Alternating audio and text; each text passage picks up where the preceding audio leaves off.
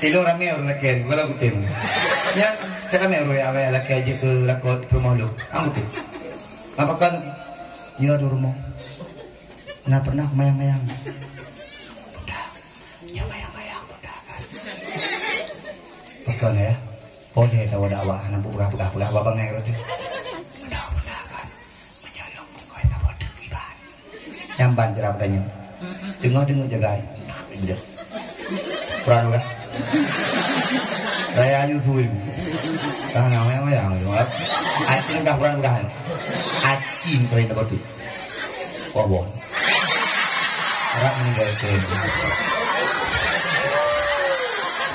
Hai pakat long pegah menan.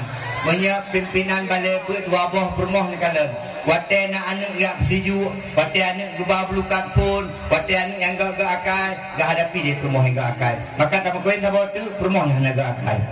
Nak permoh yang gak akal betul tu. Yang cici, wate kejak kani bunuh.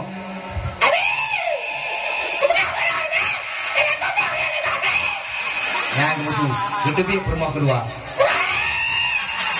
Nah ini nama sulu kena bawa permoh. Mak ayah sekalian yang boleh ada Allah. Nyawa mak nanya tua he. Tapi kalau almanya nyawa boleh he. Tapi kini he kalau boleh he. Kalau kena beralam he. Ada kalau kena berat boleh he. Alhamdulillah. Tamlake balenyo bujaya amin. Yang terakhir, nyawa masalah pendidikan. Enggak benar.